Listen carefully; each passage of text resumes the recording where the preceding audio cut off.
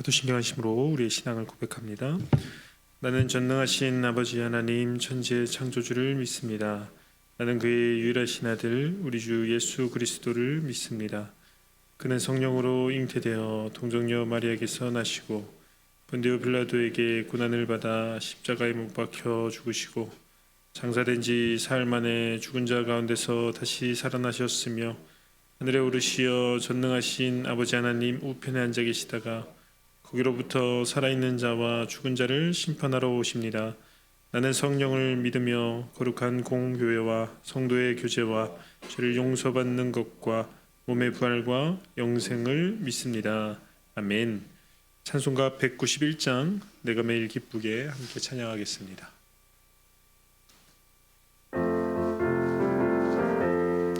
191장입니다.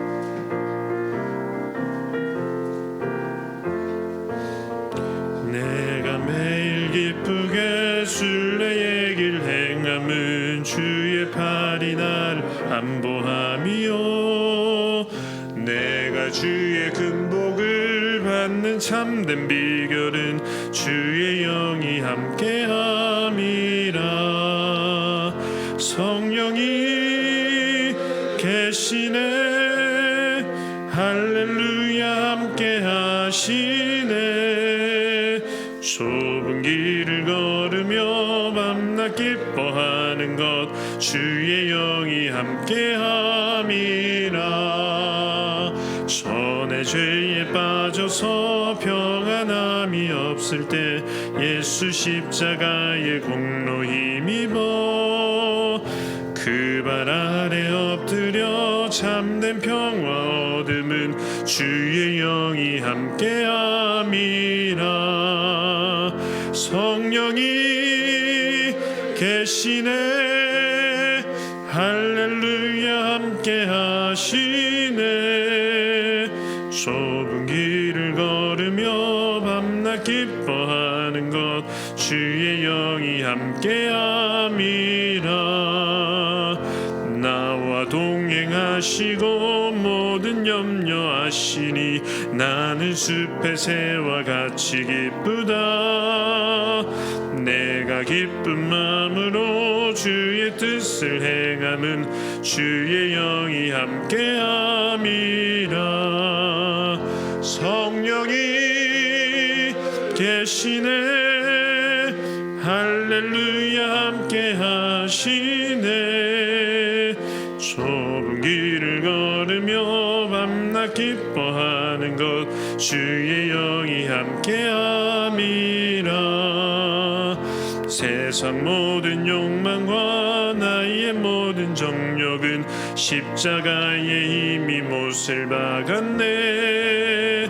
어두운 밤이 지나고 무거운 짐 벗으니 주의 영이 함께함이라. 성령이 계시네 할렐루야 함께 하시네. 좁은 길을 걸으며 밤낮 기뻐하는 것 주의 영이 함께함이라. 아멘.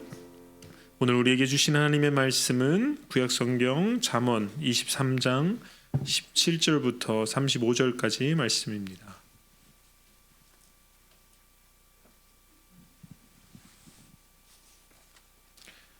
잠언 23장 17절부터 35절까지 말씀입니다.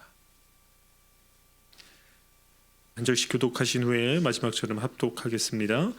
내 마음으로 죄인의 형통을 부러워하지 말고 항상 여호와를 경외하라. 정령이 내 장래가 있겠고 내 소망이 끊어지지 아니하리라. 내 아들아 너는 듣고 지혜를 얻어 내 마음을 바른 길로 인도할지니라. 술을 즐겨하는 자들과 고기를 탐하는 자들과도 더불어 사귀지 말라.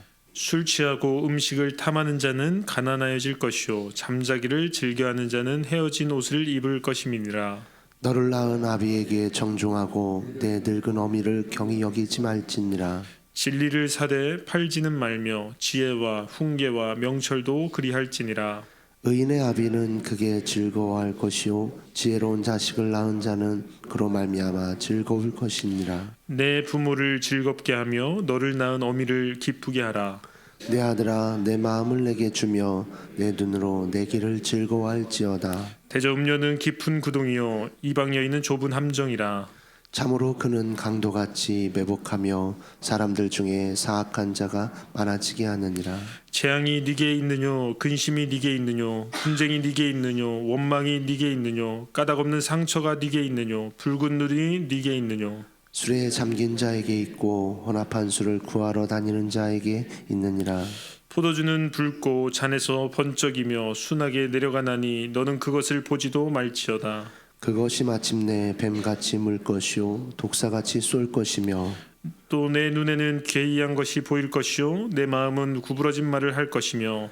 너는 바다 가운데 누운 자 같을 것이요 돛대 위에 누운 자 같을 것이며 함께 읽겠습니다. 내가 내가 스스로 말하기를 사람이 나를 때려도 나는 아프지 아니하고 나를 상하게 하여도 되게 감각이 없도다.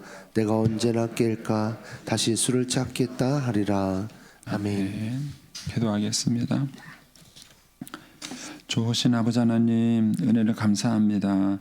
지난 간밤에도 저희들을 주님 품 안에서 편히 쉬게 해주시고 또 이 새벽에도 저희들을 주 앞에 불러주심을 감사합니다.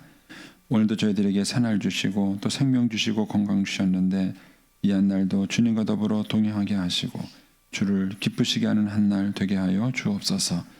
이 새벽에도 주님을 사모하오니 말씀과 기도 가운데 저희들을 만나 주시고 주의 성령으로 충만케 하여 주옵소서.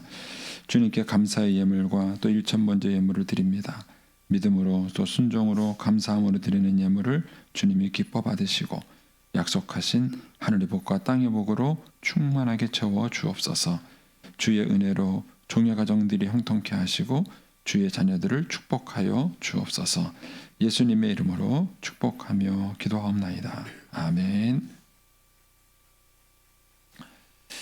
새벽에도 주의 은혜와 축복이 함께 하시기를 축원합니다. 다시 이제 잠언서 말씀을 묵상을 합니다. 이제 시편하고 이제 잠언이 이제 연속적으로 묵상하는데 조금 어려움이 있으세요. 그래서 시편도 이제 150편이나 되기 때문에 중간에 이렇게 끊어서 이렇게 하시고 잠언도 이렇게 중간에 끊어서 이렇게 묵상하도록 이 생명의 삶 큐티집이 그렇게 편집이 되어 있습니다. 그래서 지난번에 저희가 이제 골로새서를 보고 이제 오늘 다시 잠언에 있는 말씀 보도록 하겠습니다. 17절 말씀 한번 보겠습니다. 내 마음으로 죄인의 형통을 부러워하지 말고 항상 여호와를 경외하라. 정령이 내 장래가 있겠고 내 소망이 끊어지지 아니하니라 그랬습니다. 예수 믿지 않는 사람들이 부러운 적 있었나요? 전혀 없으신가요? 네, 네. 전혀 없으시면 행복하신 거고 네. 젊은 애들 말이 그렇잖아요. 부러우면 지는 거다. 네. 사실 예수 믿는 사람들이 자기가 신앙생활하고 예수 믿는 거에 대해서 자부심이 있어야 되고 예수 믿지 않은 사람들이 부럽지 않으셔야 돼요. 그런데 주일날 교회 오면서 놀러 가는 사람 보니까 부럽다. 그런 생각이 들면은 뭔가 내 신앙생활에 문제가 좀 있을 수 있겠죠. 예. 제가 청년 시절이 기억이 되는데 이제 뭐 저는 이제 아버지 때문이라도 이제 술 담배를 안 하게 됐어요. 청소년기에 예, 아버지 때문이라도 술 담배를 안 하게 됐지만은 이제 신앙생활하면서는 또 신앙 때문에 술 담배를 안 하게 되고 그러니까 이제 평생 그 술 담배를 안 했어요. 그래서 물어보더라고요. 정말 한 잔도 안 먹었냐고.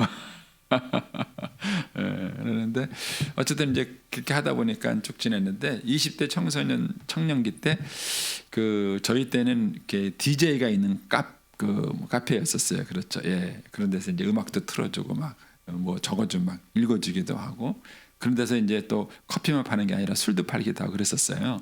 예. 그랬는데 거기에 이렇게 친구들하고 이렇게 가면 가끔 걔네들이 부러울 때가 있었어요. 가끔 저렇게 술 한잔 탁 하면서 굉장히 낭만적으로 보이잖아요. 안 그러신가요?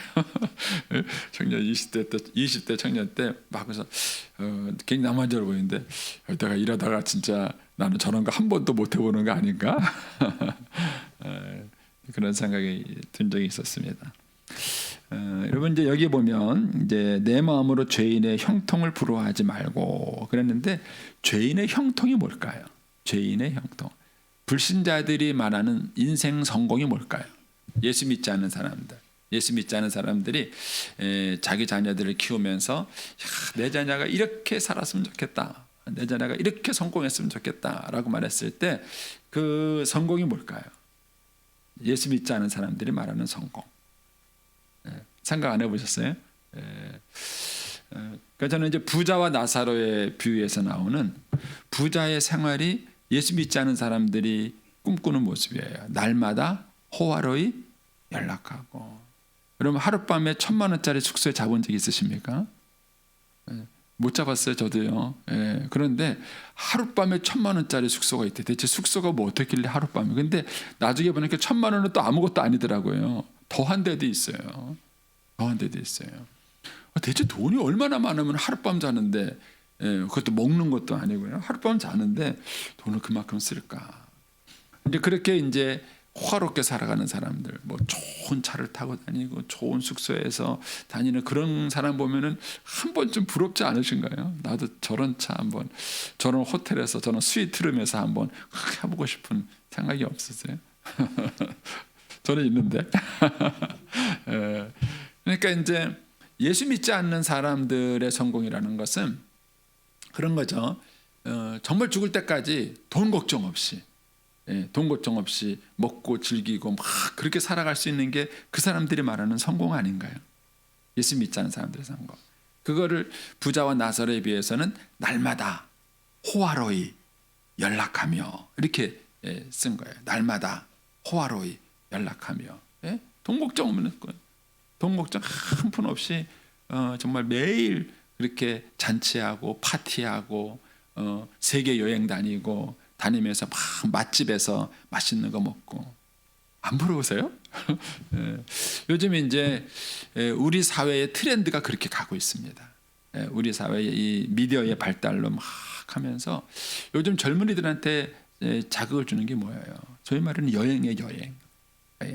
신비한 거 가보지 못한 곳에 새로운 것에 대한 여행, 그리고 거기를 다니면서 먹방, 뭐 신경 없이 먹는, 얼마나 요즘 그런 프로그램들이 많이고 그런 걸 뜨는지.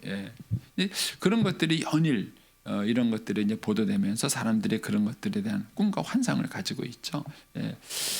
예수 믿으면 그렇게 될 줄 알았는데 그렇게 안 되죠.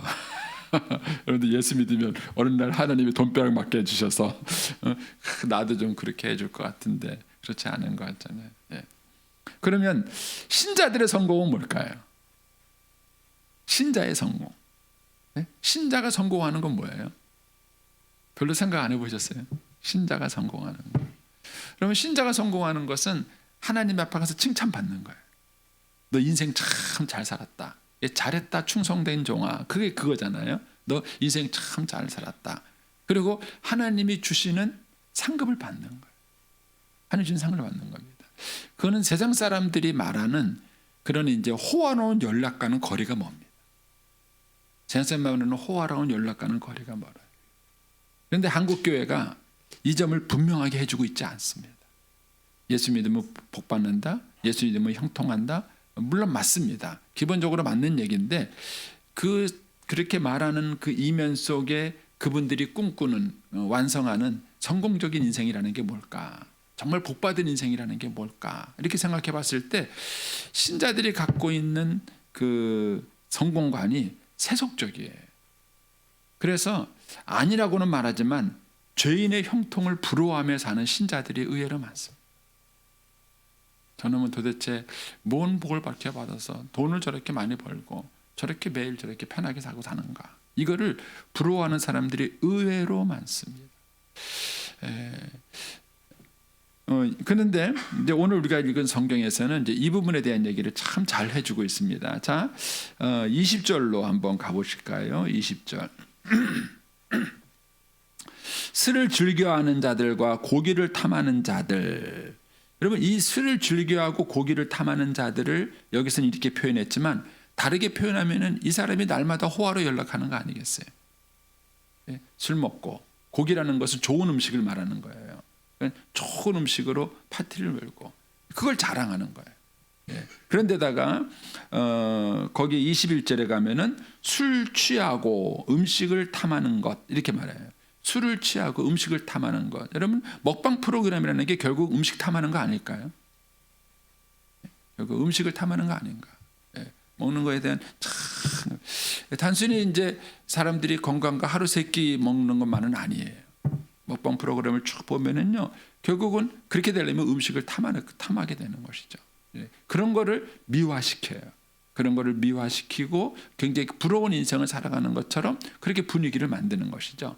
그래서 술을 취하고 음식을 탐하는 것, 이걸 어떤 면에서는 세상 사람들이 원하는 건지 몰라요. 그리고 거기 보면은 21절 중간에 잠자기를 즐겨하는 자들. 여기서는 이제 비꼬듯이 말했기 때문에 이런 거지만 이거를 다르게 표현하면요, 생각해 보세요. 술 먹고 뭐 멋진 와인, 요즘 와인이 얼마나 우리나라의 생활에 유행이 됐는지 몰라요. 젊은 아이들 와인 하는 건 우습고요. 뭐 술 한두 잔 못하면 바보입니다. 아시죠? 유도 신문에 안 걸리시네요. 예, 여러분들이 이제 얼마나 멋지게 그런 것들이 미화되는지 모릅니다. 그러니까는 그런 것들이 굉장히 생활화돼 있어요. 예, 지난번에 이제 김덕춘 목사님이 이제 한번 다녀가셔서 저희가 여기 이게 롯데리조트 방을 예약해 드렸어요. 근데 방에 딱 갔는데요, 그 테이블에 와인하고 술잔이 있는 거예요. 저는 그런 걸 본 적이 없어가지고 제가 그 카운트 전화를 걸었어요. 그래서 이거 서비스인가요? 유료인가요? 물어보니까는 뭐라냐면 서비스라는 거예요. 그래서 요즘은 와인 서비스를 주냐? 그러면 시대가 그렇게 됐어요. 시대가 그런 것들이 굉장히 이렇게 아주 가까이 오는 그런 시대. 그러니까는 사람들이 그런 걸 즐기고 그 다음에 고기를 탐한다고 표현했지만은 맛있는 음식을 먹는 거예요. 맛난 음식을 먹는 거예요. 예. 그런 음식을 먹고 잠자기를 즐겨한다고 비판적으로 표현했지만 여러분 얼마나 신세 편했으면은 잠자기를 즐기겠어요.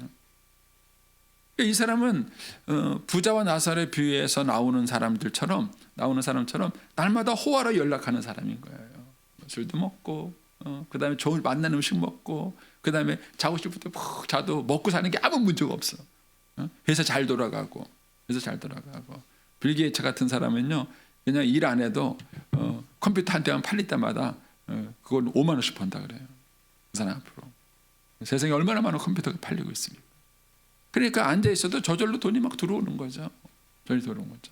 이런 삶을 세상 사람들은 성공했다 이렇게 생각하는 거예요. 그리고 자칫하면은 우리가 그런 것들을 부러워할 수 있습니다. 그런데 이런 것들이 어떤 결과를 갖고 오는지 이제 29절로부터 먼저 가서 보겠습니다. 29절에 가면은 술 취함에 대한 얘기를 29절부터 35절까지 얘기하고 있어요. 죄악이 네게 있느냐, 근심이 네게 있느냐, 분쟁이 네게 있느냐, 원망이 네게 있느냐, 까닭없는 산처가 네게 있느냐, 붉은 눈이 네게 있느냐, 누구한테 있습니까? 술에 잠긴 자에게 있고, 술 취한 자에게 있다는 것입니다. 거기 말하는 재앙, 근심, 분쟁, 원망, 까닭없는 상처, 붉은 눈, 제가 보니까는 딱 맞아요. 술 취한 사람한테는 이런 게 있잖아요, 그렇죠? 자고 일어났는데 여기 뭐가 상처가 났어. 왜 났는지 몰라. 근데 어젯밤에 술 먹고 팍 박아가지고 난 상처잖아요. 근데 본인은 왜 났는지 모르는 거죠. 눈이 늘 술 때문에 아침에 일어나도 충혈돼 있고요. 그리고 그런 것 때문에 뭐죠? 늘 근심이 있고 재앙이 있고 그런 거죠. 그런데 그런 사람한테 30절에 가면은 술에 잠긴 자에게 있고 혼합한 술을 구하러 다니는 자에, 혼합한 술이 뭐죠? 뭐라 하더라는데 이제 몇 개 외웠는데 그 소맥, 소주하고 맥주를 섞는 거를 소맥이라고 또 뭐라 그러더라? 또 제가 몇 가지 배우긴 했는데 그런 게 결국 혼합한 술이에요. 이런 것들이 이 잠언이 기록되던 솔로몬 시대에도 있었다는 거예요. 요즘 생긴 문화가 아니에요.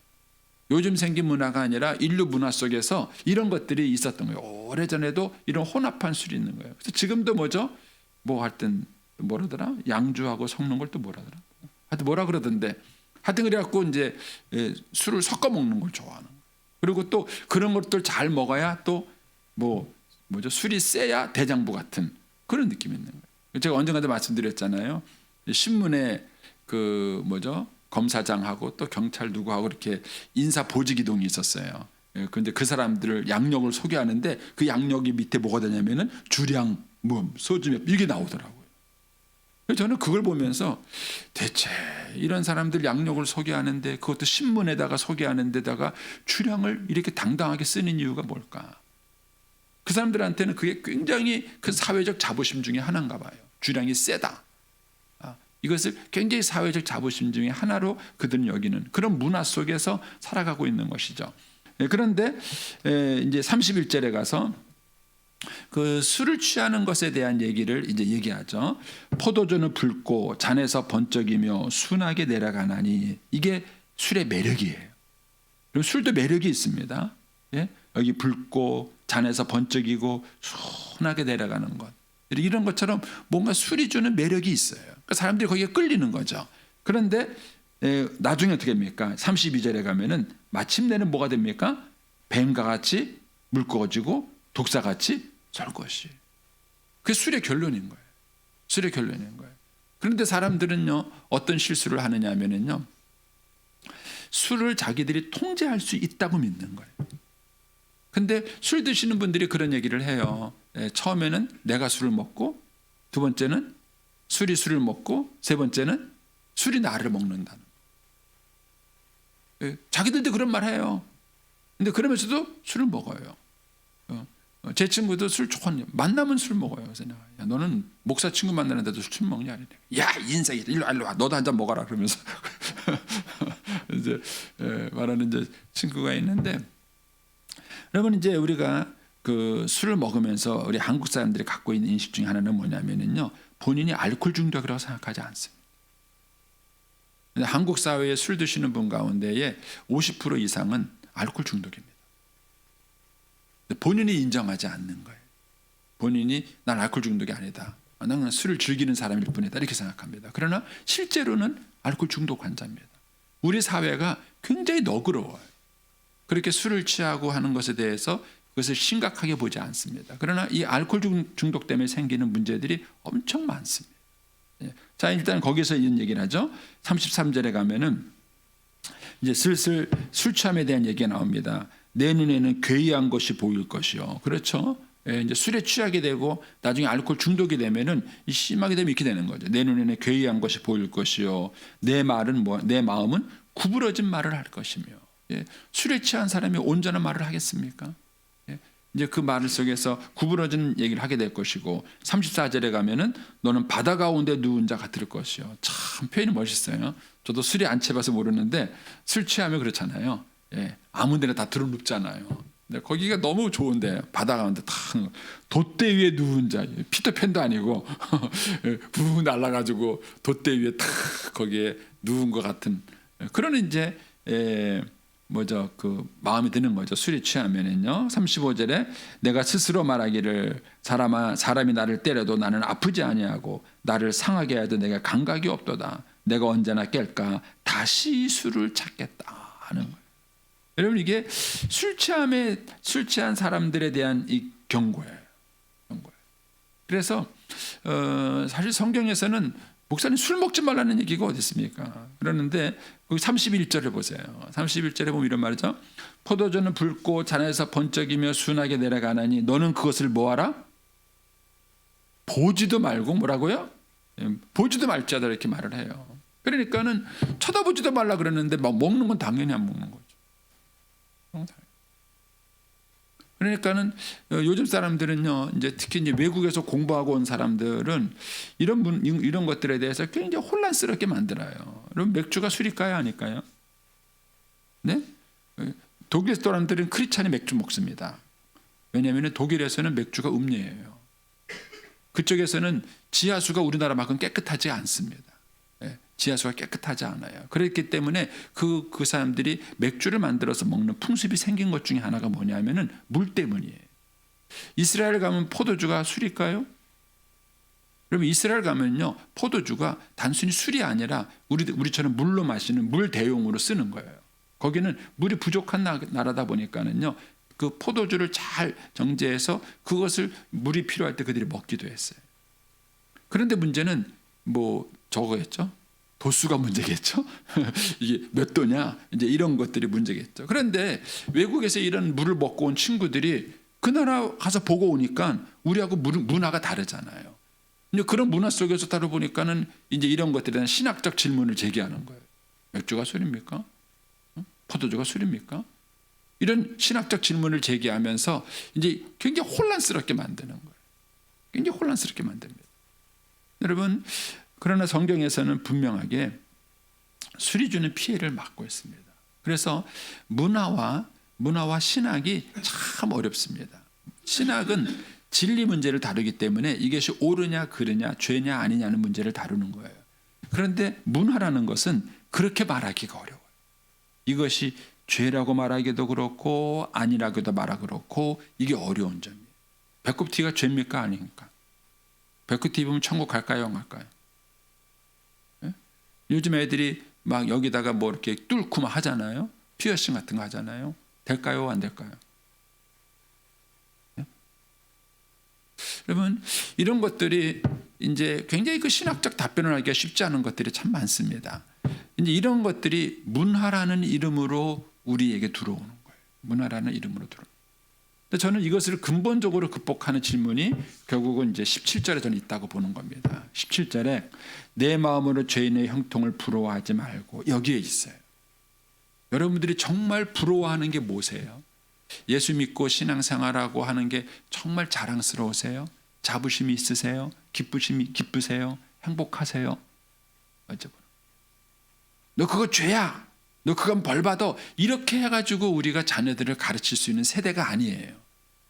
지금 우리가 다니고 있는 이 세대는 정말 그것이 죄인지 아닌지를 구별하기가 애매한 그런 문화적 침투가 우리에게 너무 많아요. 그런 걸 일일이 다 설명하고 답변하기가 쉽지 않아요. 근데 여기에서 중요한 것은 뭐냐면 저와 여러분이 죄인의 형통을 정말 부러워하는가 아니면 내가 의인의 길을 걸어가는 것이 정말 행복하다고 믿고 있는가 하는 거예요. 여러분 신자는 많이 소유한 게 잘 산 인생이 아니에요. 신자는요 얼마나 많은 것을 나눠줬느냐가 하나님 앞에서 상급으로 평가받습니다.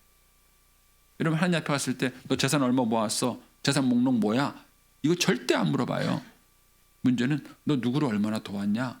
너 누구를 얼마나 섬겼냐 이거예요. 이거는 소유의 문제가 아니라 쓰임에 대한 문제예요. 그렇다면 우리 아이들이 인생을 잘 살다면 뭐 했어야 돼요? 돈을 잘 썼어야 돼요. 나는 소유가 문제가 아니에요. 그러니까 우리가 이런 개념부터 우리가 생각을 많이 바꾸셔야 됩니다. 그래서 결국은 거기에 이제 이런 얘기를 하죠. 17절 말씀 보면은 내 마음으로 죄인의 형통을 부러워하지 말고 항상 여호와를 경외하라. 여러분 이제 우리는 인생을 살아가면서 기준점 때문에 고민을 해요. 그런데 가장 흔한 것이 뭐냐면은 남들처럼 사는 거예요. 남들처럼. 그래서 다른 사람은 어떡하지? 남들은 어떡하지? 이게 항상 우리의 관심이에요. 이웃집에서는 애를 학원 보내나 안 보내나? 이웃집에서는 애를 어떻게 키우나? 저 사람은 결혼할 때 뭘 해주나? 이것이 우리들의 그 관심사예요. 그런데 신앙인에게 있어서 신앙의 그 삶의 기준은 뭐냐면은 하나님을 경외하는 것입니다. 하나님을 경외. 그런 것들이 삶의 기준이 아니라 정말 이것이 하나님을 기쁘시게 하는 걸까? 하나님을 내가 두려움과 경외 속에서 이런 선택과 결정을 하는 것인가? 그리고 이것이 결국은 18절을 갖고 옵니다. 18절에 뭐라고 합니까? 정령이 내 장래가 있겠고 내 소망이 끊어지지 아니하리라.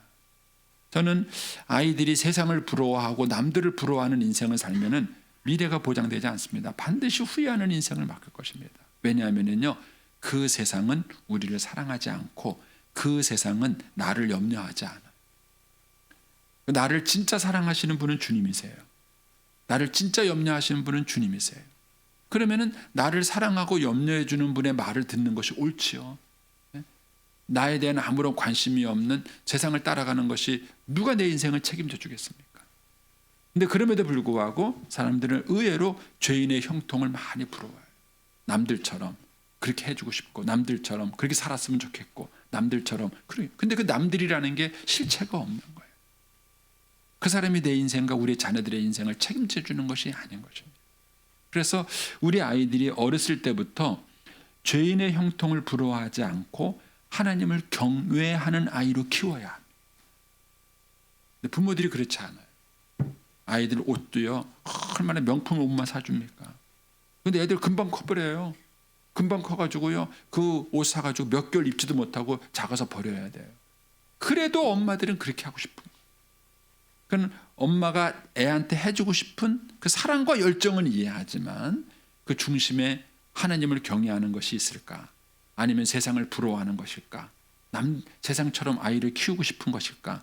아니면 하나님 앞에서 이 아이를 그렇게 키우려고 하는 것일까? 이런 것들에 대한 고민을 여러분들이 한번 이 말씀 앞에 하셔야 됩니다. 그래서 22절로 가보겠습니다. 너를 낳은 아비에게 청종하고 내 늙은 어미를 경히 여기지 말라. 참 우리 아이들이 이 마음을 가질 수 있을까요? 어렸을 때부터 부모님 말씀에 청종하고 그 다음에 엄마가 나이가 들어도 늙어도 그 엄마를 우습게 여기지 않고 무시하지 않고. 그런데 요즘 우리 시대는 이렇지 않습니다. 부모에게 청종하지 않는 아이들, 나이 든 부모를 가볍게 여기고 우습게 여기는 아이들, 이런 풍토가 너무 심하고요. 성경하고 다른 것이죠. 그러면서 23절에 진리를 사되 팔지는 말며 지혜와 훈계와 명철도 그리할지니라. 그렇죠. 바른 가르침과 말씀을 우리가 돈을 주고라도 살 만큼 중요한 것이에요. 근데 무엇보다 그게 중요한 것은 뭡니까? 부모가 주는 교훈이에요. 부모가 주는 거예요. 부모는요, 자기가 도둑질에다가 애 공부시키면서도 뭐라 그럽니까? 도둑질하면 안 된다. 이게 부모 아닙니까? 부모잖아요. 그러니까 인생의 경륜과 삶을 통해서 살아가는 그 부모의 그 가르침을 돈 주고 살 만큼 중요한 것이에요. 그런데 자녀들이 그 부모를 가볍게 여기는 것이죠. 그러면서 이제 24절에 이런 얘기를 합니다. 의인의 아비는 크게 즐거울 것이요 지혜로운 자식을 낳는 자는 그로 말미암아 즐거울 것이다. 여러분들이 나이가 들어서 자식 때문에 속속 기도하잖아요. 또 자식 때문에 행복하기도 합니다. 결국 여러분들이 자식 때문에 속썩이지 않으려면요, 그것이 우리 아이들이 여호와를 경외하는 아이로 그 아이를 키우는 거예요. 그러면 그 아이들이 여기서 말하는 대로 세상 부러워하지 아니하고 술을 즐기지 아니하고, 그렇고 그 아이들이 부모의 말과 이런 것들에 귀를 기울이게 되고 결국 부모와 자녀의 관계 속에서 아이들이 부모를 즐겁게 하는 것이죠. 그래서 25절에 가면은 내 부모를 즐겁게 하며 내 낳은 어미를 기쁘게 한다는 것이죠. 누가요? 하나님을 경외하는 아이가 그렇게 하는 것입니다. 저는 이제 이런 면에서 한번 이 말씀을 다시 한번 묵상을 한번 해보시고요. 우리가 믿음으로 아이들을 키운다는 것이 얼마나 큰 축복이고 자부심인가. 이걸 저는 우리 시대에 정말 여러분들이 확신을 했으면 좋겠습니다. 그래서 우리의 다음 세대의 아이들을 세상을 부러움에 맞추는 것이 아니라 정말 하나님을 경외하는 아이로, 믿음으로 이렇게 잘 세워갈 수 있게 되기를 축복합니다. 기도하겠습니다.